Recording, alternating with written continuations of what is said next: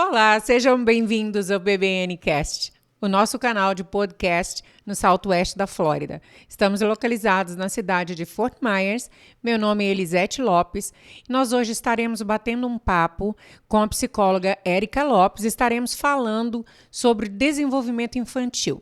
Portanto, você, papai e mamãe, não saiam daí, porque esse bate-papo vai ajudar você, nós pais, a esclarecermos bastante dúvidas em relação ao desenvolvimento dos nossos filhos. Érica, seja bem-vinda. Muito obrigada por aceitar o nosso convite e estar aqui hoje para bater esse papo com a gente. Sim, obrigada a vocês pela oportunidade. Vai ser muito produtivo para todos. Espero que os pais gostem desse trabalho. Vamos começar falando sobre quais os problemas que podem afetar o desenvolvimento infantil. Tá.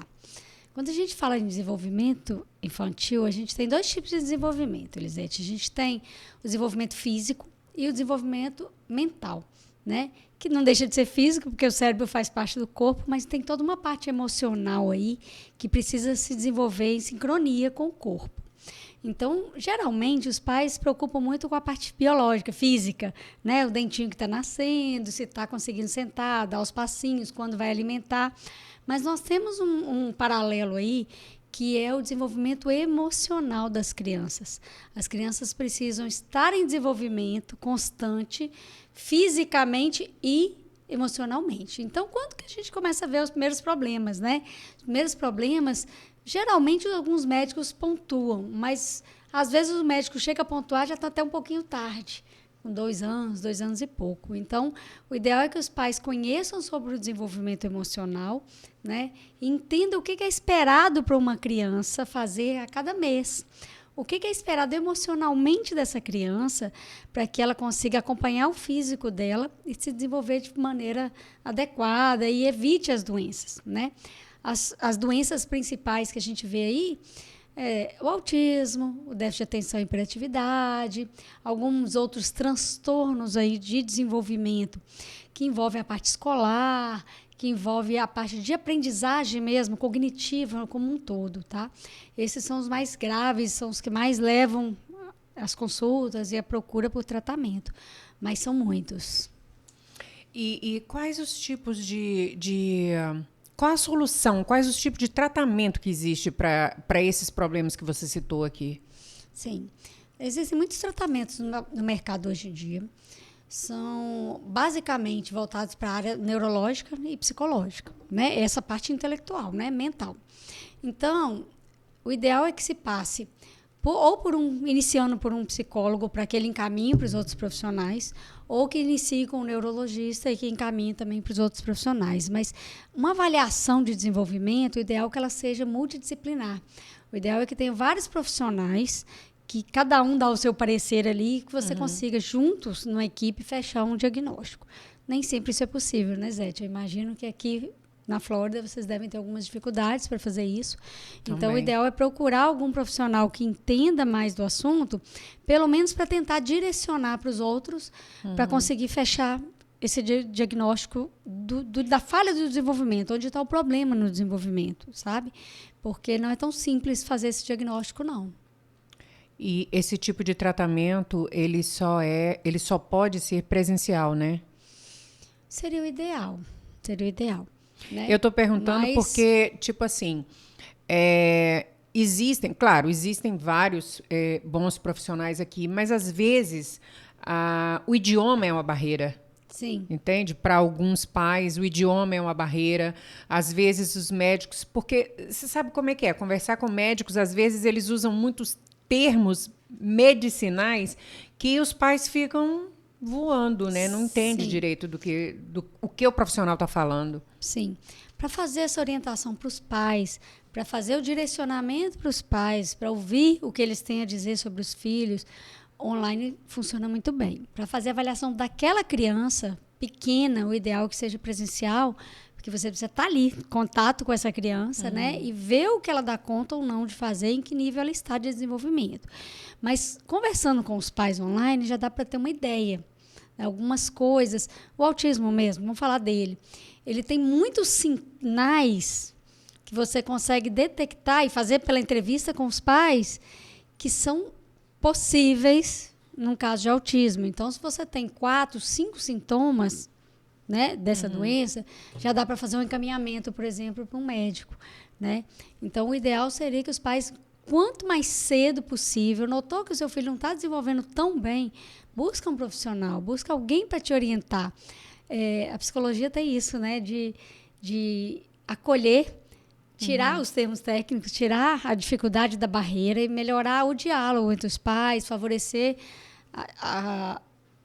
tirar as dúvidas mesmo, favorecer esse contato pessoal aí de termos técnicos. Então, eu vou destrinchar esses termos técnicos, nós vamos conversar mais cara a cara mesmo naquilo que está acontecendo com a criança, em que pode ser feito, que tipo de tratamento é ideal. São muitos tratamentos. Inclusive, isso era o que eu queria te perguntar. Em que momento que os pais devem procurar ajuda? Sim, então o momento certo de procurar ajuda, ele é muito mais intuitivo do que profissional. Quando o pai ou a mãe percebem que o filho não está fazendo o que as outras crianças deveriam fazer, quando você tem ali um alertazinho que essa criança está fazendo algo que ela não deveria estar fazendo, né? É esperado dela algo mais do que o que ela faz nesse momento. Os médicos, às vezes, dão esse alerta. Agora, está na dúvida, procura um profissional. Ele vai te orientar. Às vezes é um cisma de mãe mesmo. Algumas mães são super protetoras e às vezes acham que aquilo é um problema e nem sempre é. Às vezes é uma coisa simples, mas um profissional vai te tirar essa dúvida. Eu acho que é melhor você pecar pelo excesso do que pela falta. Não, uma coisa que eu sempre falo aqui, não é a primeira vez. Não ouçam amigos, vizinhos, vovó, vovô, ok, que às vezes eles podem te alertar para um problema que seu filho tenha. Mas não tome isso como um diagnóstico. Procure um profissional, uma pessoa especializada, capacitada para poder fazer o diagnóstico do seu filho e assim começar um tratamento. Sim, né? Porque quando você busca uma ajuda profissional, essa pessoa tem vários pontos para analisar. Né? Eu mesmo, quando vou fazer uma análise de desenvolvimento, são vários os pontos, são muitas coisinhas. Eu vou testar de acordo com a idade daquela criança, né? Tudo que é esperado para a idade dela. Cada ponto vai ser analisado de audição, de visão, de tato, de movimento, entendeu? Eu vou fazer uma longa entrevista, tem coisas que a criança tem dificuldade, por exemplo, para se alimentar, tem algumas dificuldades motoras mesmo, até para caminhar.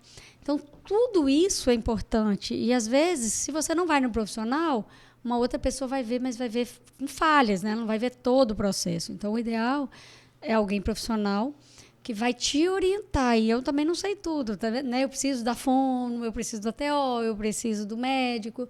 Então, para fechar um diagnóstico mesmo de uma doença, principalmente as mais graves, como o autismo, né, nesse caso, seria um pouco mais trabalhoso, você precisa de mais pessoas. Então, não é só ouvir alguém. Esse alguém vai te dar o alerta. Mas o tratamento, inicial ou não, tem que ser com um profissional. Crianças com déficit de aprendizagem.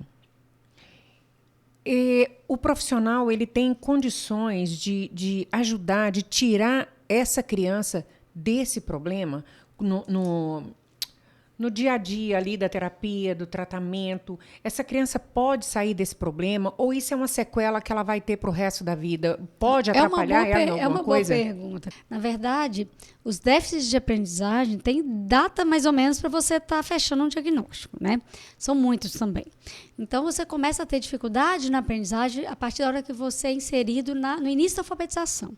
Antes disso, seria a pré-escola, né? No Brasil, aqui não sei como seria exatamente o nome, você começa o início da aprendizagem. Você vai aprender cores, formas, números, letras, você vai ter uma aprendizagem, mas ela é prévia. Você só vai ter realmente um déficit quando você precisa juntar toda essa informação e construir uma leitura, um conhecimento de cálculo, enfim.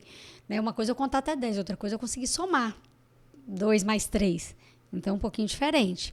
Então, o déficit começa a partir dali, da fase inicial escolar, de aprendizagem mesmo. Precisa também de profissionais, dá para mudar, mas também depende, né? A resposta é essa, depende. Tem casos que você tem dano cerebral. Quando você tem um dano cerebral, pode melhorar ou não. Né? Quando você tem um dano ali físico, Correto. então depende. Uma criança com síndrome de Down, ela pode aprender? Sim, ela vai aprender. Tudo, nem sempre. Depende. Alguns aprendem. Né? Então, o ideal é estimular essa criança e brincar com aquilo que ela é capaz. Então, você vai pegar aquela criança com déficit e vai ver até onde ela consegue, e vai partir dali de onde ela consegue e vai aumentando gradualmente com ela até que ela consiga o seu máximo. Mas isso é muito individual, entende? Agora, não é só um processo de terapia, não. Aí teria que ter um processo mesmo envolvido na psicopedagogia, né? Na neuropsicologia, na psicopedagogia, você precisa de um profissional que entenda de alfabetização mesmo, que entenda da parte escolar. Tá? Correto.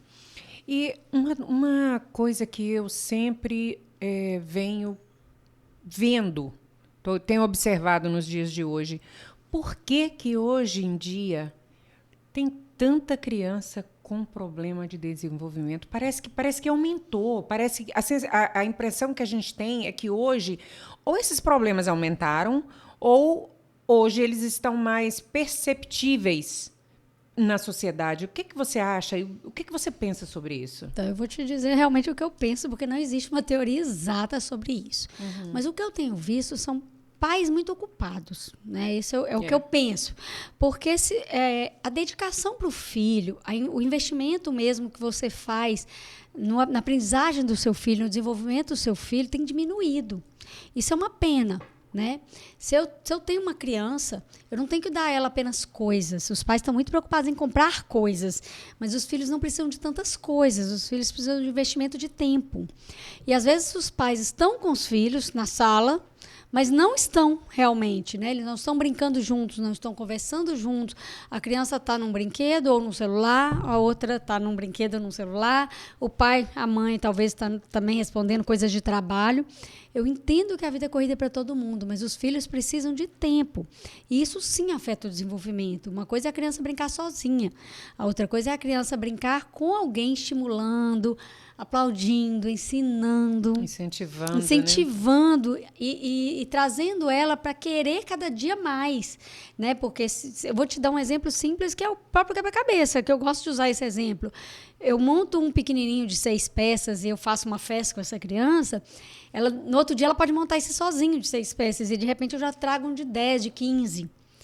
E ela vai trazendo para ela uma necessidade de ampliar isso cada vez mais e aumentando gradativamente, mas não adianta só dar para ela um de 100 peças e pôr ela para montar. Ela não vai conseguir fazer, ela vai desistir, vai dizer que não gosta de quebra-cabeça. Meu filho nunca gostou desse brinquedo. Meu filho não gosta porque é gradual, ele tem que ir aprendendo aos poucos e precisa do incentivo de uau, que legal, você consegue. Olha, só falta uma peça, vamos lá, você vai conseguir. E toda essa conversa e todo esse diálogo melhora o desenvolvimento. O problema é que os pais hoje, o filho está ali brincando, tentando brincar, e o pai, mas a mãe estão aqui no celular. E isso sim é um prejuízo. Então, eu não sei se todo o aumento envolve isso, mas que isso é um dos problemas atuais, sim. Tem atrapalhado o desenvolvimento das crianças, a falta de atenção dos pais para os filhos. Parar tudo, desligar o telefone, desligar tudo e dar atenção total. Sabe, essa atenção total está faltando. Infelizmente, eu acho que a tecnologia tomou esse espaço. Porque a gente vê, principalmente nos restaurantes, né? A família senta para jantar e os pais entregam um celular, um tablet na mão das crianças para que eles tenham paz para estar ali comendo, sendo que esse tempo deveria ser aproveitado para uma integração em família, né? Um bate-papo, até mesmo ensinar o filho ali como se comportar numa mesa, como se comportar num local público, né? E eu acho que, infelizmente, a tecnologia, por melhor que seja, tem tomado o lugar da mãe e do pai. Sim, você quer ver uma coisa que eu fico triste quando eu vejo. Uma mãe, às vezes, está amamentando um bebê, que ela deveria estar fazendo uma troca de olhares com esse filho, e o desenvolvimento inicial passa por esse olhar, pelas primeiras toques de pele, de carinho, de afeto. A mãe está no celular, o menino está amamentando, a mãe está teclando aqui. E, às vezes, bota até uma almofada Para não precisar nem segurar o bebê e tá ali com as mãozinhas teclando. Você já começa a falhar no desenvolvimento ali, porque aquela criança está perdendo contato visual, aquela criança está perdendo a voz da mãe, aquela criança está perdendo a atenção que ela precisaria, o carinho que ela precisaria. Então, se torna apenas alimentar, mas não é só isso, né? Tem muitas outras coisas. Você está vendo que é muito grande, é muito amplo. E é todo dia, é toda hora. Sei lá, uma mãe amamentando, ela amamenta uns 10, 12, 15 vezes num dia, dependendo, né, da quantidade de livre demanda que essa criança tem. E aí, todas essas vezes, essa criança não vai ter em nenhum momento um contato visual, né? Você começa a ter um comprometimento de desenvolvimento a partir dali. Já começa a desejar desde ali, deixar a desejar desde ali. Então, a criança precisa de atenção o tempo todo. Quanto menorzinha, mais atenção, né? Outra coisa que eu vejo também que pode ter influenciado é a quantidade de filhos, né? Uma criança influencia a outra, uma criança brinca com a outra. E hoje você tem cada vez menos filhos. Então, se eu só tenho um filho e meus pais não me dão atenção...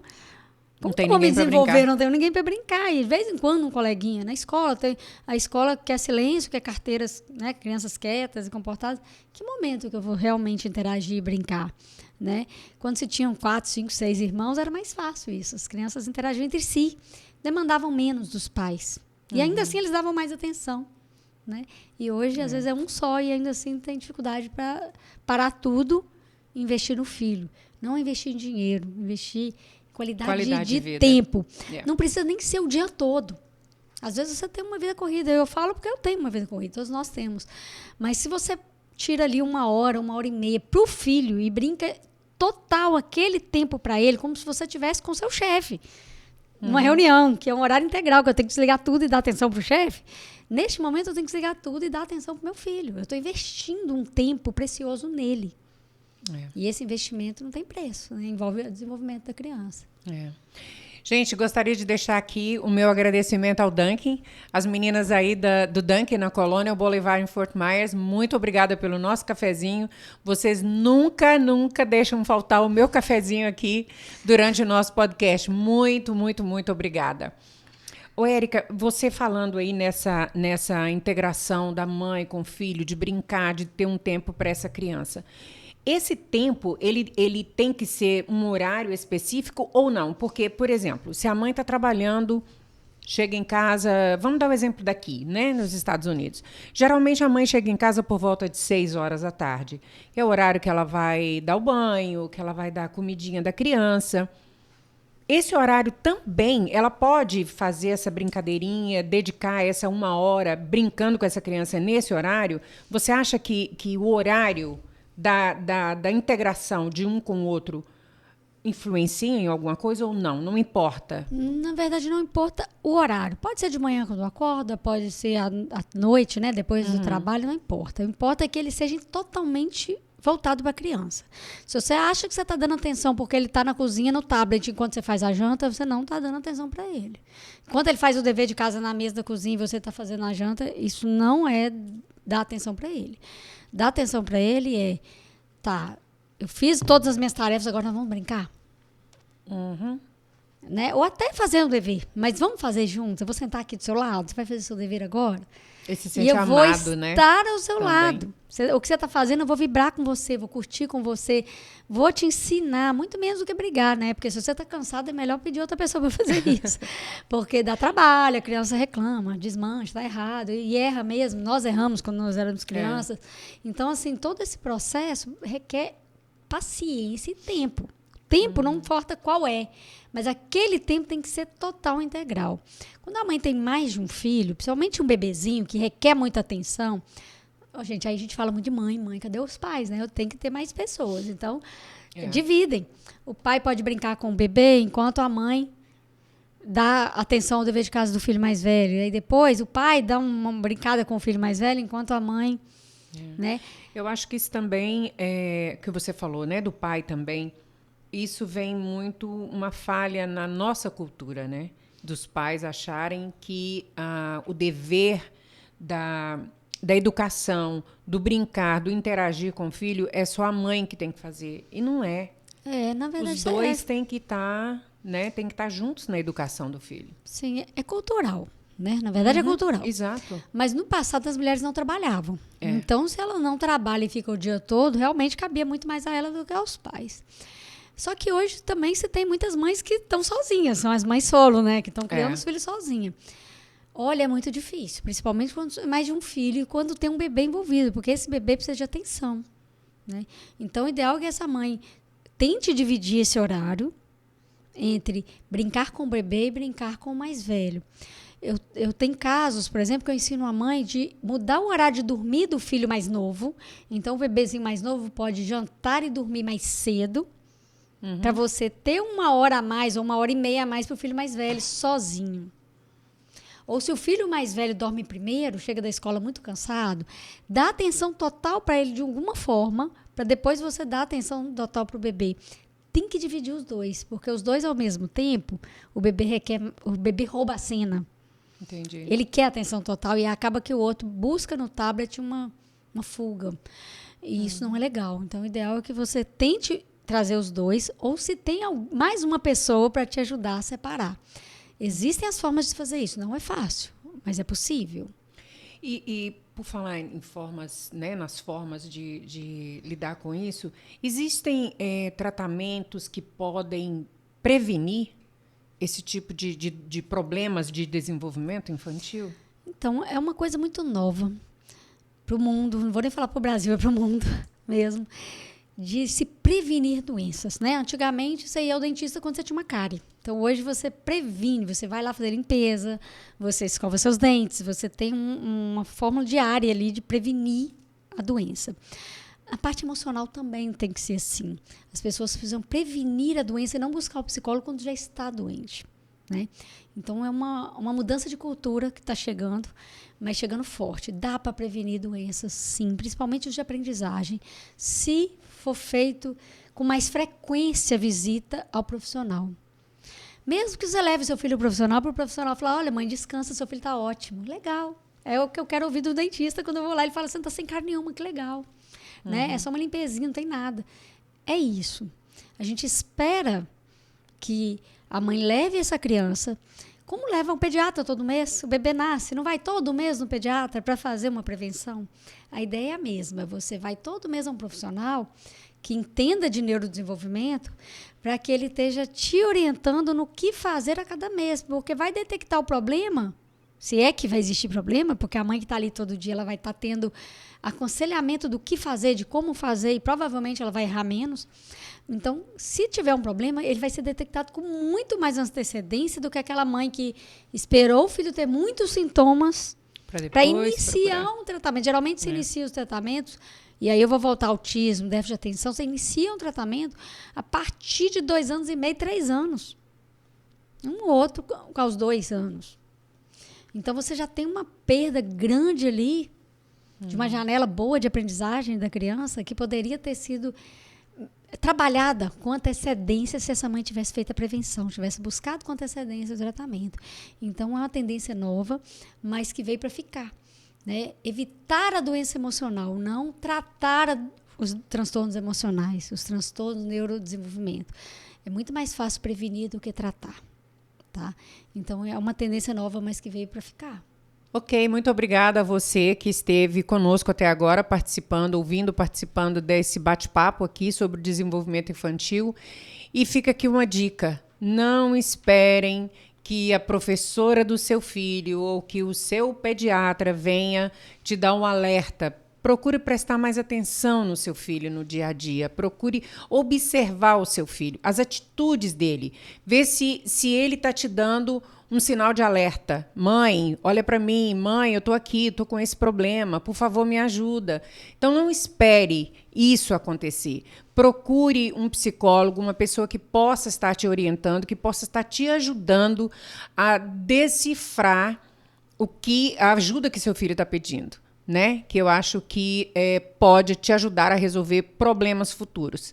E vamos deixar a descrição da psicóloga Érica aqui no nosso vídeo, caso você queira fazer uma consulta online, ou que você gostaria de visitar, de dar uma checada no website dela, ou enviar alguma pergunta para ela, com certeza ela tem disponibilidade para responder todos vocês. Vamos deixar um número de contato. Vocês entrem lá na descrição e mandam mensagem para ela. Não se esqueça de se inscrever no nosso canal, de dar o seu like, para que o YouTube possa nos ajudar assim a estar mostrando mais para mais pessoas o nosso bate-papo, as perguntas, as coisas, né? A nossa interação. Por favor, nos ajude, tá bom? Muito obrigada, até a próxima.